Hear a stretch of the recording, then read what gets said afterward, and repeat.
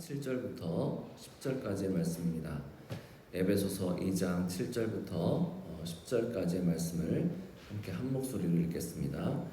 이는 그리스도 예수 안에서 우리에게 자비하심으로써 그 은혜의 지극히 풍성함을 오는 여러 세대에 나타내려 하심이니라. 너희가 그 은혜를 인하여 믿음으로 말미암아 구원을 얻었나니 이것이 너희에게서 난 것이 아니요 하나님의 선물이라. 행위에서 난 것이 아니니 이는 누구든지 자랑치 못하게 함이니라. 우리는 그의 만드신 바라 그리스도 예수 안에서 선한 일을 위하여 지으심을 받은 자니 이 일은 하나님이 전에 예비하사 우리로 그 가운데서 행하게 하려 하심이니라. 아멘. 기도하겠습니다. 살아계신 하나님 감사드립니다. 우리 성도님들 한 사람 한 사람을 통해 하나님을 아버지로 부를 수 있게 하심을 감사드립니다. 하나님이 우리의 아버지 되셨기 때문에 우리가 주의 품에 거할 수 있습니다.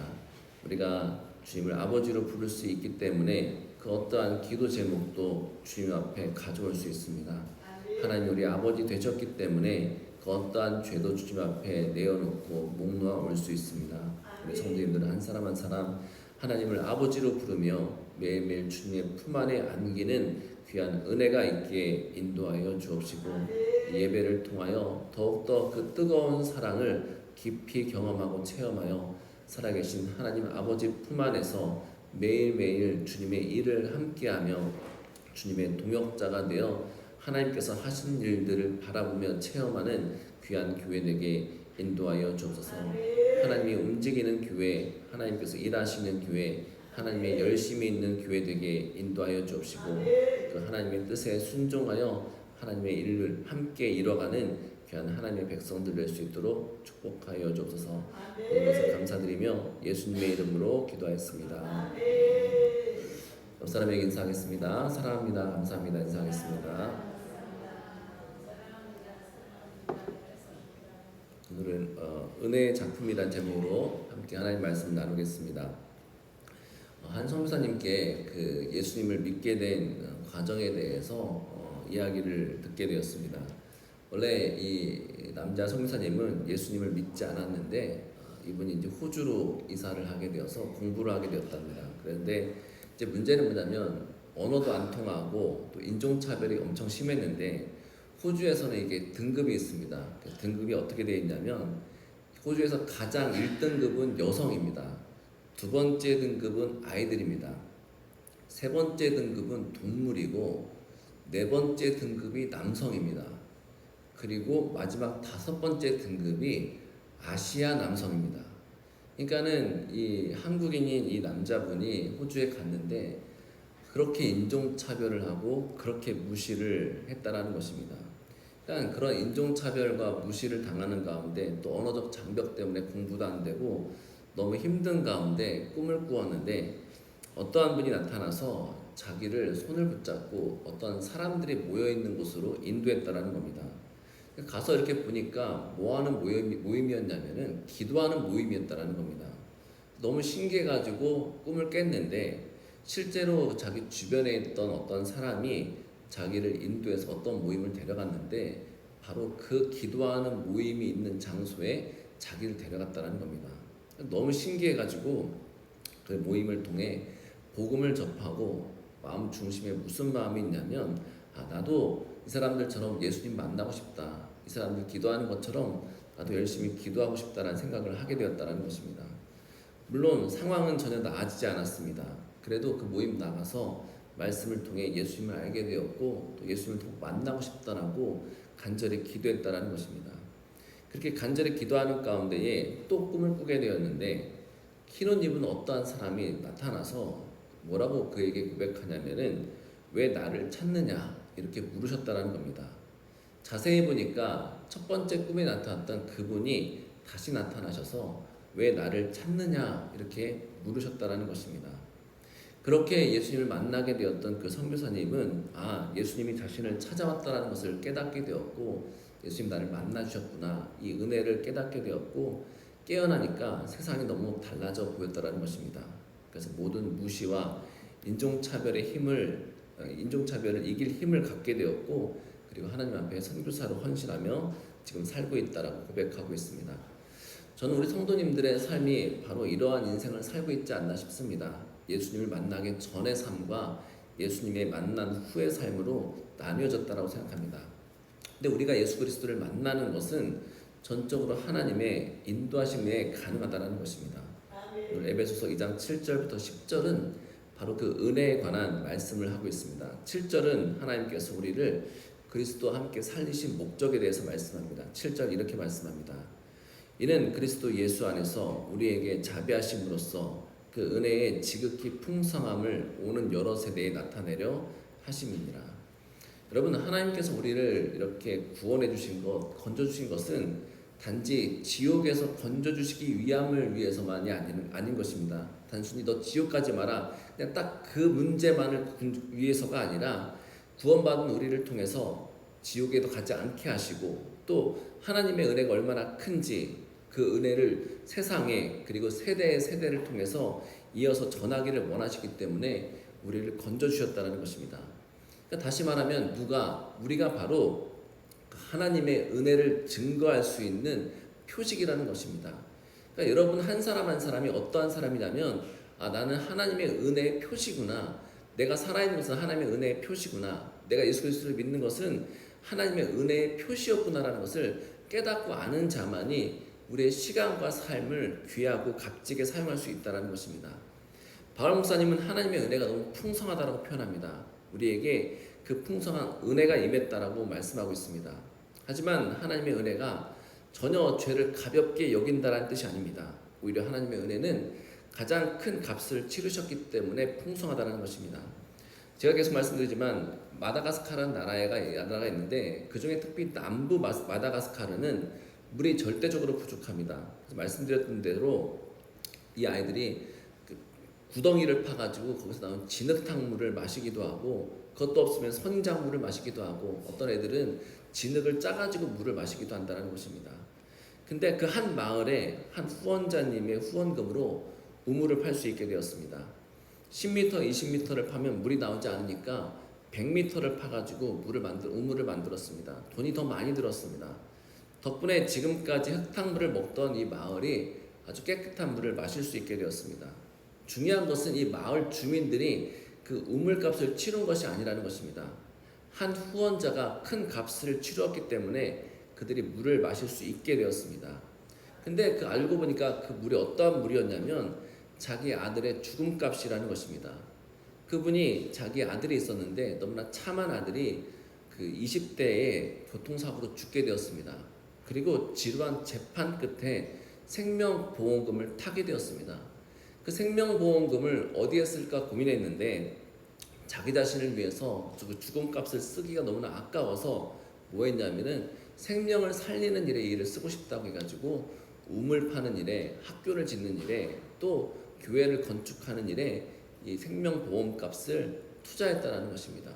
그리고 그것을 통해서 한 마을이 깨끗한 물을 마시게 되었습니다. 마찬가지입니다. 하나님께서 우리의 죄를 대충 덮어주시는 것이 아닙니다. 예수님께서 우리 죄를 위해 십자가에서 하나님께 저주가 되었고 버림받으셨기 때문에, 그리고 우리를 위해서 온몸의 모든 피를 다 빼시고 죽으셨기 때문에 우리가 구원받을 수 있는 것입니다. 그냥 우리가 대가를 지불하지 않은 것이지 예수님께서 자신의 생명값으로 지불하셔서 우리가 풍성한 은혜를 누릴 수 있게 된 것입니다. 따라서 은혜는 값싼 호의가 아닙니다. 이 은혜는 그리스도의 십자가를 통해서 주어진 너무나 값진 선물입니다. 죄를 무시해서가 아니라 십자가에서 예수님께서 죄에 대한 모든 심판을 다 지셨기 때문에 우리가 이 구원의 값의 결과로 이렇게 하나님 앞에 나올 수 있게 된 것입니다. 따라서 모든 은혜는 예수 그리스도 안에서 나타납니다. 하나님께서는 그리스도와 상관없는 죄인을 구원치 않으십니다. 반드시 예수 그리스도를 통해서 우리가 구원의 복을 누릴 수 있습니다. 이것이 바로 기독교의 핵심입니다.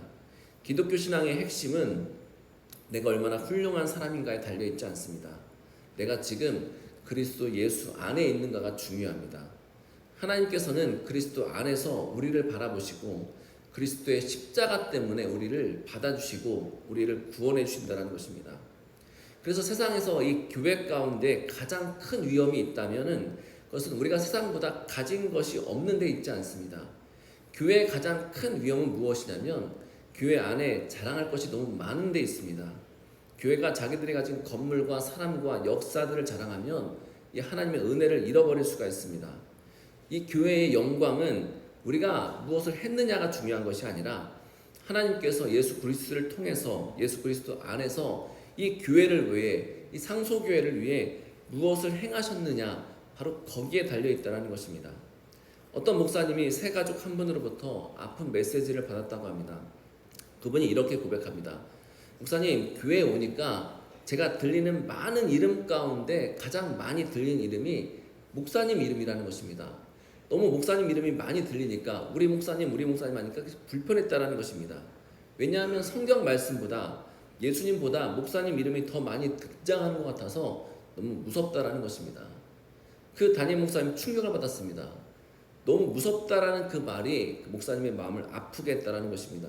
그 마음을 알기 때문에 너무 죄송하다고 사과의 답글을 보냈다라는 것입니다. 자기가 의도하지 않았어도 교회에서 예수님보다 자기가 더 드러나고 있다라면 그래서 심각한 일이라는 것입니다. 결코 작은 일이 아님을 깨달았다라는 것입니다. 맞습니다. 교회는 사람의 이름이 드러나는 곳이 아닙니다. 누가 드러나야 됩니까? 예수님이 드러나셔야 되고 하나님이 드러나시는 것이 바로 이 교회라는 곳입니다. 그래서 바울은 8절에 이 복음의 구원을 더 분명하게 설명하고 있습니다. 이렇게 말씀합니다. 너희가 그 은혜를 인하여 믿음으로 말미암아 구원을 얻었나니 이것이 너희에게서 난 것이 아니요 하나님의 선물이라. 8절은 그 은혜 때문에 믿음으로 말미암아 구원을 얻었다라고 말씀하고 있습니다. 여러분, 여기서 구원을 얻었다라는 것은 과거에 그 구원을 받은 것으로 끝난 것이 아닙니다. 지금까지도 계속해서 그 구원의 능력이 우리에게 계속되고 있다는 것입니다. 구원의 영향력이 계속 우리에게 미치고 있다는 것입니다. 하나님께서 잠시 구원하셨다가 걷어가신 것이 아니라 지금도 그 구원의 능력이 우리 인생을 붙들고 있다는 것입니다. 따라서 우리는 우리의 연약함을 보고 절망만 해서는 안 됩니다. 왜냐하면 하나님의 구원이 지금도 현재 진행형이기 때문에 그렇습니다. 우리의 연약함을 통해서 하나님께서는 계속해서 하나님의 구원을 완성해 가신다는 것입니다. 동시에 우리는 구원을 받았다고 해서 죄를 가볍게 여겨서도 안 됩니다.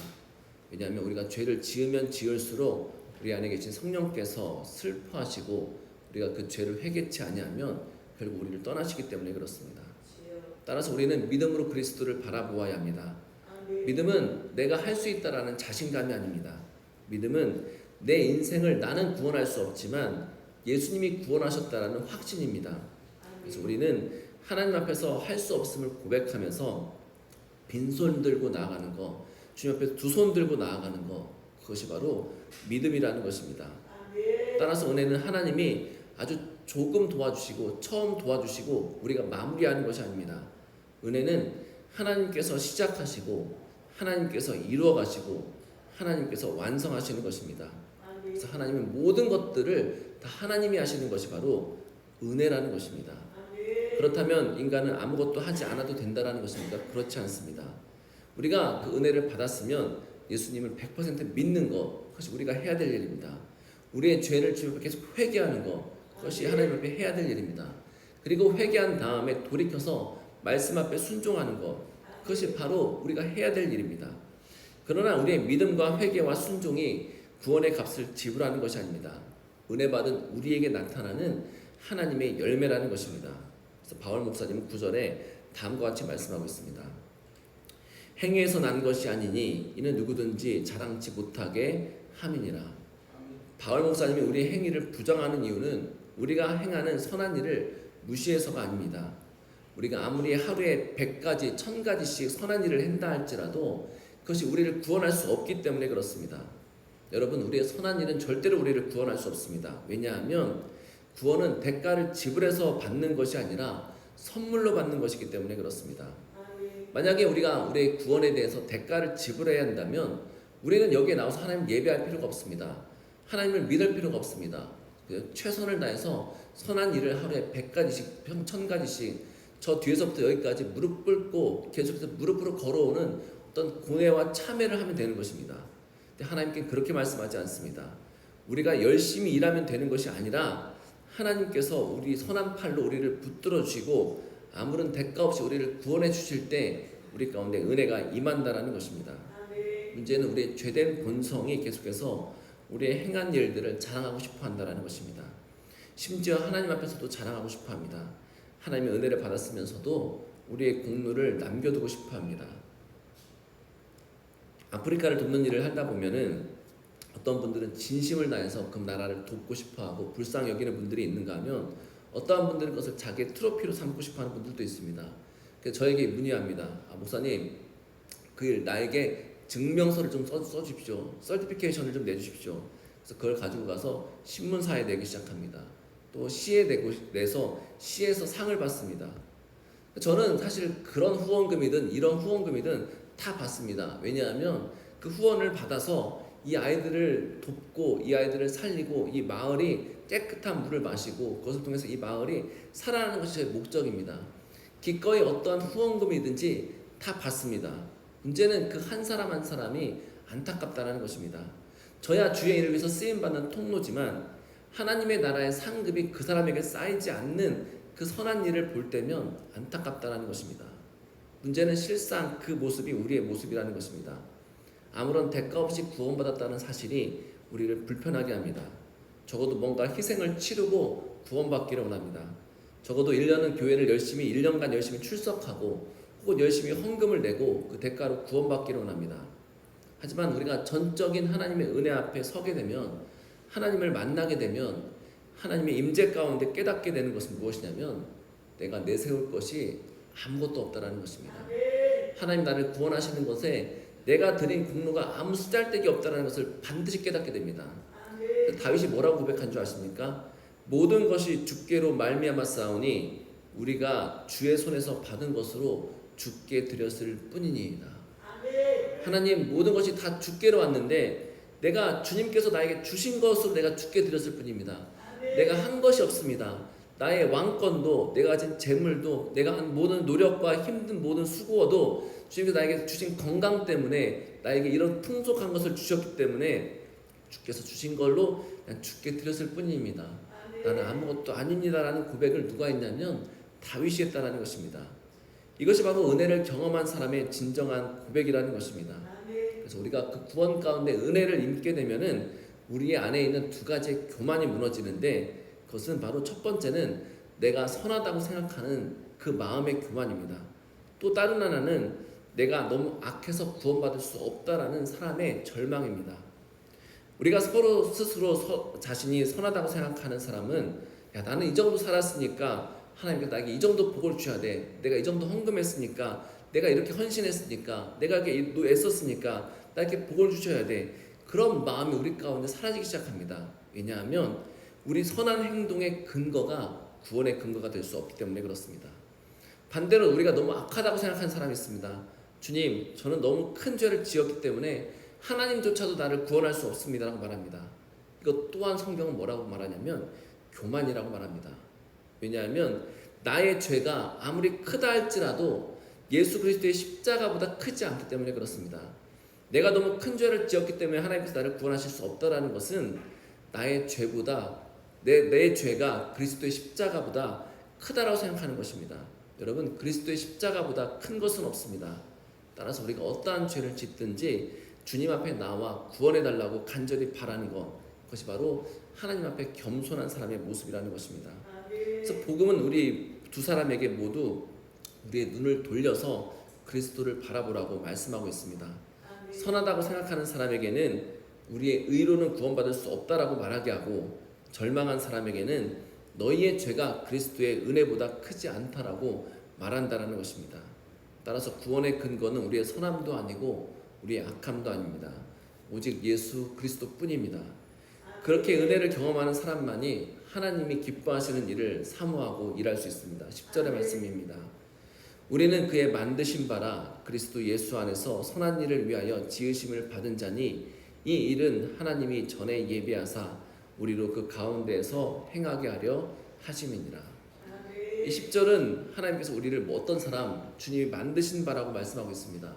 물론 아담 이후에 우리는 하나님 만드신 사람입니다. 그런데 이 성경은 그렇게 말씀하는 것이 아니라 예수님 안에서 우리가 다시 한번 새롭게 지음받은 사람이라고 말씀하고 있습니다. 죄로 죽었던 우리가 그리스도 안에서 새로운 생명을 얻고 새 사람이 되었다는 것입니다.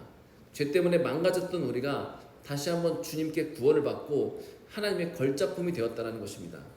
여러분, 이게 굉장히 중요합니다. 왜냐하면 우리 스스로, 죄인은 우리 스스로 우리를 창조할 수 없습니다. 교육은 사람의 행동을 어느 정도 교정할 수 있습니다. 훈련을 통해 우리는 좋은 습관을 가질 수 있습니다. 강한 법은 우리의 행동을, 악한 행동을 억제합니다.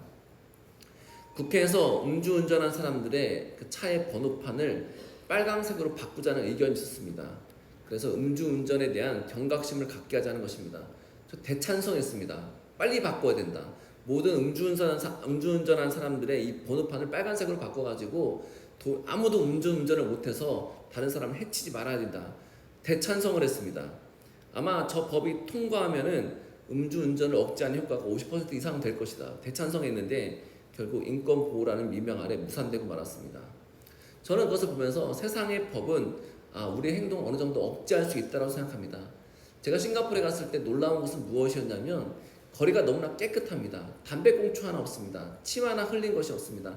침 뱉은 자국이 없습니다. 이유는 딱 한 가지였습니다. 법이 너무 강하기 때문에 그렇습니다. 껌 한 번 버리면 30만 원씩 내야 됩니다. 담배 한 번 피면 50만 원씩 내야 됩니다. 그런 법이 있으면 감히 누가 모든 사람 앞에서 침을 뱉을 수가 있고 함부로 쓰레기를 버릴 수 있습니까? 그러니까는 세상의 법은 우리의 행동을 어느 정도 억제하고 멈추게 한다는 것입니다. 그러나 우리의 속사람을 바꿀 수 있습니까? 근본을 바꿀 수 있습니까? 그렇지 않다는 것입니다. 우리의 영혼이 다시 한번 소생되고 살아나고 사람에 대한 분노와 증오와 짜증이 자기 중심적으로 살았던 사람의 인생이 하나님 사랑하고 이웃을 사랑하는 마음으로 바뀌어 되고 하나님 중심으로 살아가는 그런 일들은 오직 하나님만 하실 수 있다는 것입니다. 여러분, 복음은 과거 조금 부족한 인간을 조금 수리하는 이야기를 하는 것이 아닙니다. 복음은 그리스도 안에서 새로운 피조물, 완전히 새로운 창조체를 만드는 것이 바로 이 하나님의 창조의 이야기를 우리에게 하고 있는 것입니다. 복음은 우리를 통해서 어떤 삶의 종류적인 장식을 붙이는 것이 아니라 그냥 죄에 대해서 죽었고 모든 것에 다 죽어버렸던 우리의 인생 자체가 다시 한번 주님 안에서 새로운 생명을 얻고 새로운 마음을 갖게 되고 새로운 마음과 새로운 소망 가운데 살게 된다는 것입니다. 그러므로 그리스도인들은 단순히 착하게 살기로 결심한 사람이 아니라 그리스도와 함께 연합하여서 새로운 생명을 받은 새 사람이 되는 것입니다. 바로 그런 사람의 특징이 무엇이냐면 선한 일을 하는 것이 점점 불편하지 않게 됩니다. 주님이 기뻐하시는 하는 일들이 점점 자연스럽게 됩니다. 처음엔 다른 사람들이 관심이 없었는데, 처음엔 다른 사람들에게 눈동자도 돌리지 않았는데 점점 이웃에 관심을 갖기 시작합니다. 옆 사람의 아픔이 나에게 아픔이 되기 시작합니다. 옆 사람의 고통이, 옆 사람의 어려운 곤란함이 나에게 점점 내 마음 가운데 들어오기 시작합니다. 그 사람을 돕고 싶어하고 그 사람을 위해서 기도하고 싶은 마음이 우리 가운데 생겨나기 시작합니다. 왠 줄 아십니까? 살아있는 나무가 열매를 맺듯이 그리스도의 생명 가운데 붙어있는 사람은 반드시 선한 열매를 맺기 때문에 그렇습니다. 물론 우리의 마음 가운데 예수 그리스도를 믿었다고 해서 즉시 그 열매가 완전하게 나타나는 것은 아닙니다. 그러나 우리의 방향이 분명하게 바뀌고 있습니다. 예수 그리스도를 믿었기 때문에 우리의 인생이 바뀌기 시작합니다. 그래서 고린도전서 13장에 아까 성시교독했던 것처럼 사랑은 오래 참고 온유하며 무례행치하냐며 이런 모든 사랑의 마음들이 자꾸 우리 안에 이루어지기 시작합니다. 처음에는 분노하고 욕하고 화내고 짜증냈던 우리의 인생 가운데 더 참아주게 되고 더 무례행치 않게 되고 더 인내하게 되고 더 사랑하게 되고 그런 마음들이 우리 가운데 자꾸 들어오는 것은 무엇이냐면 우리가 그리스도의 생명 가운데 붙어있기 때문에 그렇습니다. 따라서 여러분, 우리의 구원은 전적으로 하나님의 선물입니다. 우리는 구원을 만들어낼 수도 없고 구원받을 자격을 갖추지도 않았습니다. 근데 하나님께서 그리스도 안에서 우리를 사랑하시고 그리스도의 십자가와 부활을 통해 우리를 살리셨습니다. 따라서 우리는 자랑할 것이 없습니다. 우리의 자랑은 오직 예수 그리스도뿐입니다. 따라서 구원받았다는 사실, 은혜로 구원받았던 사실은 우리를 새로운 생명, 새로운 삶으로 반드시 인도한다는 것입니다. 죄의 길에서 떠나 하나님께서 예비하신 선한 길을 걷게 하는 능력이 우리 가운데 반드시 있습니다. 중요한 것은 이것을 믿는 믿음 가운데 반드시 한 발을 내딛어야 한다는 것입니다. 여러분, 우리는 우리의 삶을 자랑하는 인생이 되지 않습니다. 하나님의 은혜를 드러내는 인생이 되어야 됩니다. 그러기 위해서 믿음의 발걸음을 걷기를 바랍니다. 한 발 내딛기를 바랍니다. 만약에 우리 마음 가운데 그 한 발이 내딛어지지 않으면 기도하십시오. 주님께 매달리십시오. 여러분 안에 계신 성령께서 여러분을 반드시 바꾸실 것입니다. 여러분 안에 임재하신 하나님께서 반드시 여러분의 인생을 바꿔 가실 것입니다. 여러분의 안에 있는 모든 죄들을 깨끗하게 씻으실 것이고 그 죄를 이길 힘을 주실 것이고 다시 한번 하나님의 은혜 가운데 살아갈 수 있는 힘을 여러분에게 주실 것입니다. 사람들이 우리의 삶을 보며 와, 저 사람 대단하다는 데서 끝나는 것이 아니라 저 사람을 살리고 변화시킨 하나님의 은혜가 놀랍고 크고 크다, 그 크신 하나님의 사랑이 크다라고 고백하는 인생이 바로 우리의 인생이 되어야 될 줄 믿습니다. 바로 그것 때문에 하나님께서 우리를 지으셨고 우리를 구원하셨고 그리스도 안에서 새롭게 만드셨습니다. 따라서 우리가 하나님 안에서 미리 예비하신 선한 길을 억지로 가는 길이 아니라 감사함으로 걷고 우리의 공로를 자랑하는 것이 아니라 그리스도의 은혜를 자랑하고 우리의 모든 삶을 통해 하나님의 지극히 풍성하신 은혜를 드러내는 귀한 상속의 성도님들 되시기를 주님의 이름으로 축원합니다. 기도하겠습니다. 살아계신 하나님, 그 크신 주님의 은혜 때문에 예수 그리스도의 십자가 때문에 그 아들을 내치시기까지 버리시기까지 우리를 사랑하시는 그 사랑 때문에 우리가 구원받았음을 다시 한번 깨닫게 됩니다. 주님, 이 은혜를 절대 잊지 않게 하여 주옵시고 그 구원의 능력이 매일매일 우리의 삶 가운데 일하게 하여 주옵시고 매일매일 주님께 붙들려 있을 때에 주님께 기도하며 매달릴 때에 주님의 말씀을 의지하여 순종할 때에 주의 그 크신 선한 일들이 우리 가운데 일어나게 인도하여 주옵소서. 하나님의 놀라운 은혜가 일어나게 인도하여 주옵시고 그 크신 하나님의 사랑이 우리를 덮고 또 덮으셔서 우리 마음 가운데 분노와 증오와 짜증이 아니라 이제는 하나님께 감사함과 기쁨으로 살아가는 귀한 성도 될 수 있도록 인도하여 주옵소서. 많은 사람들이 우리를 보고서 야, 저 사람을 통해서 하나님 일하시는구나, 저 사람이 저렇게 변화되었구나, 하나님 저 사람을 통해 저렇게 인도하시는구나 라는 것을 많은 사람들이 보고 경험하고 깨닫게 되어서 우리를 통해 주의 이름이 증거되게 하여 주옵시고 예수 그리스도의 복음이 증거되게 하여 주옵시고 십자가의 복음이 증거되는 우리 상속의 성도님들 될 수 있도록 축복하여 주옵소서. 모든 것을 감사드리며 예수님의 이름으로 기도하였습니다. 함께 찬양드리며